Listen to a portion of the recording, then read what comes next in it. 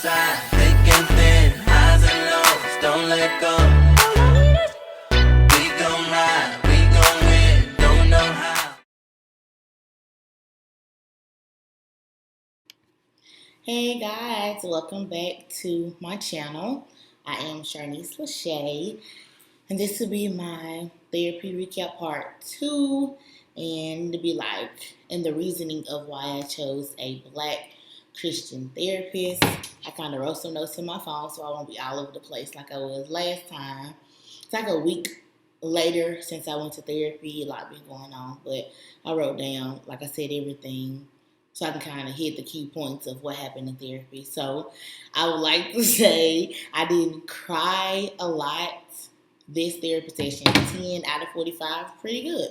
I'm okay with that. So basically, when I got in there, she asked me my reflection of the week and, how it's been going since the last, like prior to the 2 weeks before, since I seen her, basically. So I'll just tell her everything that kind of went on. And me and my husband have actually been fasting, as in a spiritual fast. We had a congregational absolute fast with our church, and then we've been fasting together and with one of our friends. And I just feel like the fasting has helped us get back to our foundation of in Christ, which is the reason I picked the therapist I did, because she seemed like she was, deep in Christ in so many words, and I feel like that was important to me. So, like if I say something, she'll know, she'll relate to it, basically. So, I was, like I said, I was just telling her everything and telling her what I've realized and how God has spoken to me since we've been fasting. And she was really excited to hear that I'm actually doing the work, even though she gave me some homework the first session. I didn't do it. I was too distraught. I was all over the place. I don't even remember her telling me to do homework.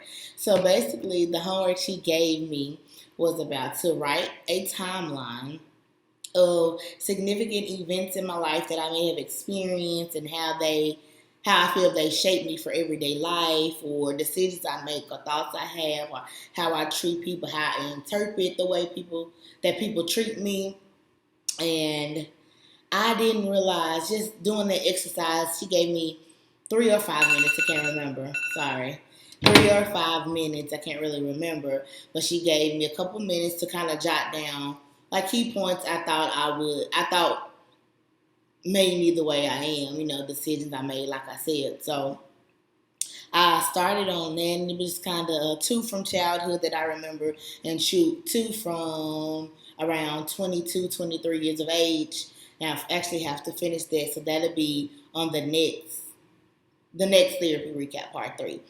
So, like I said, I chose my black therapist because, one, she's black. She can relate to our cultural things. Like, what if I say something, she gonna be like, "Okay, girl, I get it," because I'm not good at expressing myself, explaining myself. That's why doing this has gotten me out of my comfort zone, even though I am in front of a camera. I'm not in front of y'all. I'm not, in a big crowd. This is still out of my comfort zone to do, because I am challenging myself to be more open. I'm an outgoing person, but I have difficulty, like I said, explaining myself, getting my point across, using the correct terminology so people can receive what I'm saying to them. So that's why, I knew she would kind of understand. And then, with having a Christian background, that helps as well, because I was telling about the fast and how I heard God literally speaking to me. My mom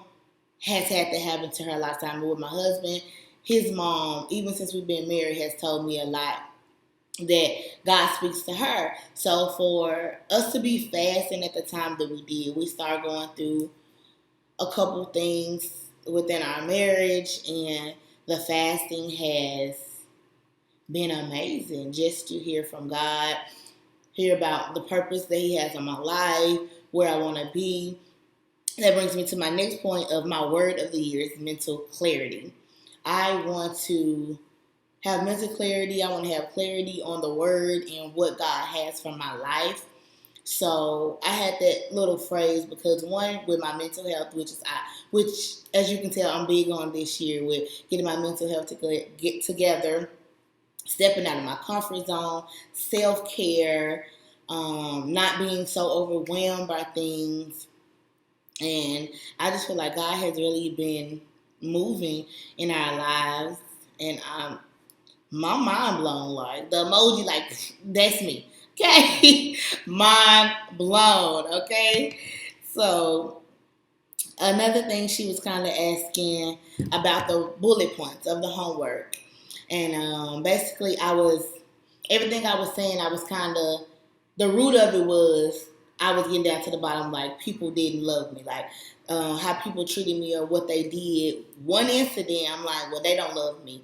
They didn't love me enough to, or they, you know, never really cared enough to pursue this relationship with me, and I cut them off. She was kind of like, girl, you cut people off fast, which I've never even realized once I recall some of the relationship, friendships, and things that I had.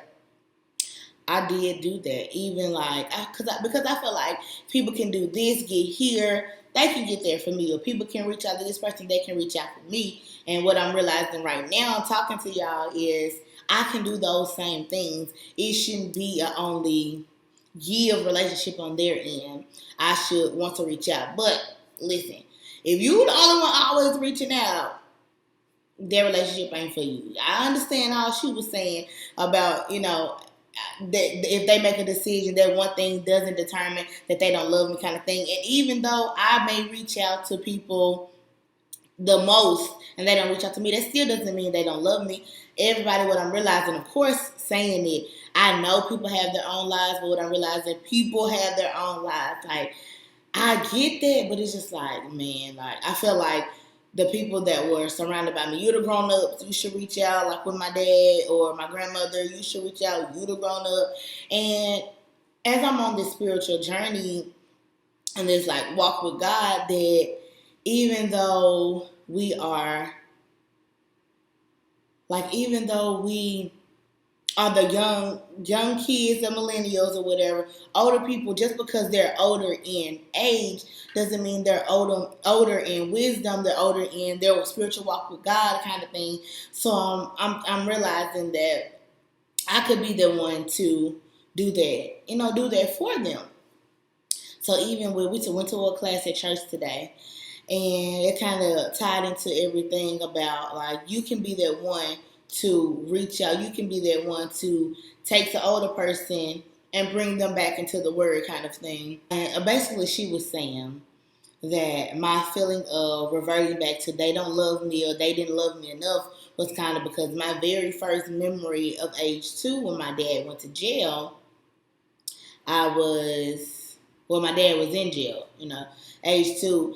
And I was like, my stepdad was kind of telling him, if you aren't going to consistently be in her life, don't pop in and out, don't get her hopes up if you're not going to follow through with it. And of course, he was nowhere to be found after that. So she was basically saying that feeling of rejection, that feeling of abandonment still resonates with me at the age of 28, which I did not realize. And it's part of the reason that I feel like I can't leave my boys. I can't go do for myself. I have to always be there for them so they won't feel like I'm abandoning them or they ever have that feeling of rejection from me, because I know how it feels. Like I said, subconsciously I knew, but on the surface I didn't know why I did any of those things. And that's what I'm realizing as well. So much that has happened in our lives, we kind of shut off, like I've said before, or we don't even remember happened because I'm still doing the homework and I'm like, I got a week to come up with some more important points and I still can't think of anything, any significant events that happened in my life that will shape me to who I am now, other than, like I said, that one in with my parents' divorce, which she said we're going to get to, because that's the big kind of elephant in the room, I guess. So she just kind of basically getting to know me more, getting some background, because of course therapists are only going off what you give them. So the more you give them, the more they can paint this picture of your upbringing, of your current life, of your future, what you want. And so that brings me to my next one. She was kind of asking, what do I want at the end of these therapy sessions? And I want to be genuinely happy, like genuine happiness, y'all. And like I said, mental clarity, which is my word for the year. I want closure to people and situations that I should have never been holding on to and didn't realize I was even holding on to. So, like when one point basically when I got married, my dad, I didn't invite him, but my grandmother, his mother, didn't come to my wedding. I felt like that was a very special, intimate moment in my life, like a milestone in my life, and I feel like she should be there. But I didn't give her son one because that was a kind of strained relationship. I didn't realize was strained at the time. It's like, I didn't invite him, so I felt like she didn't come. She was kind of offended because she's like, did you bring your dad an invitation? I'm just like, no. So she didn't come, and I stopped talking to her then.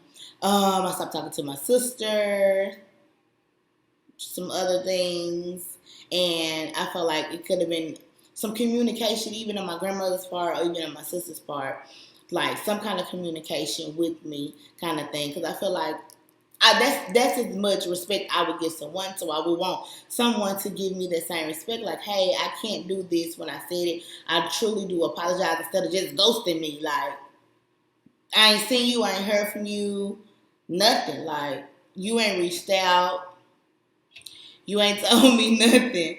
So I'm like, I gotta cut you off. I'm done with you. I'm done with you. Friends that I had, friendships. I'm just like, you did this one thing. You didn't show up. You didn't support me. You weren't there. Peace. Two. I was out. So that's kind of just the gist of my second therapy. I was really just rambling like I'm rambling now. Because like I said, my brain is scattered. I be all over the place. So I'm working on explaining myself, slowing down, and thinking about what I want to say. That's why I wrote this list on my phone, and I still was all over the place in this video. But I appreciate you all for even watching if you got to this point. Because like I said, on this journey, I still want to encourage anyone to seek therapy. Even if you don't want to seek a professional, you can email people. You can, I'm pretty sure they got chats and blogs and everything else just to reach out to some people.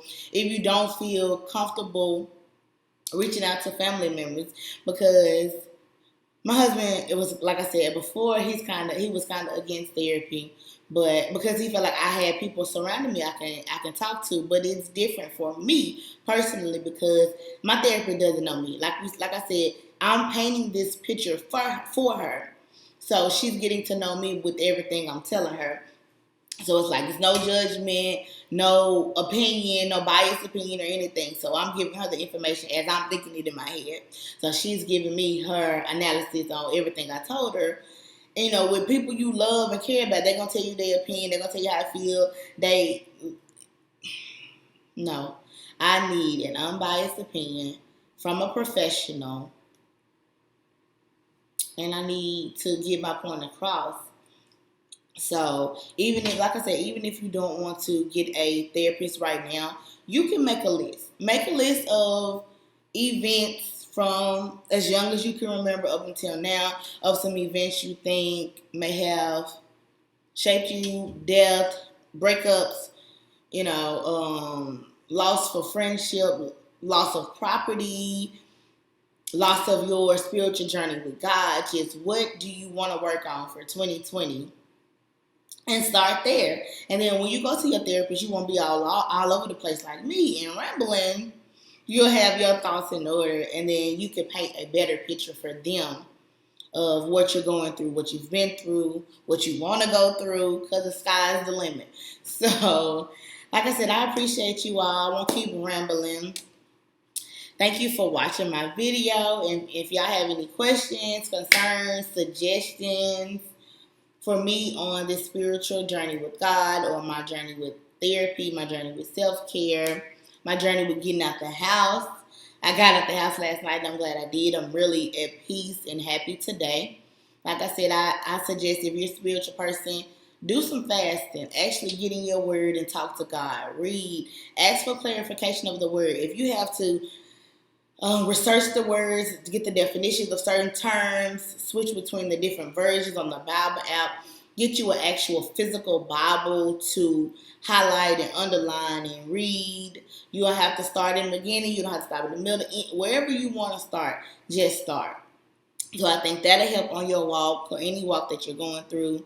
And it'll help with you just talking to God. Talk to God like he's your best friend, your homie sitting in the room with you. And that's actually why I started a online faith-based brand called Manifesting Millennials, just to get millennials back in the Word, whether it's on your couch on Sundays in the actual service, only going on Wednesdays to Bible study, going to a group outing where you discuss the Bible, have study guides, whatever. I just want us millennials to get back in the Word and get back grounded in God. So, like I said, thank you guys. I love you. Talk to you next time.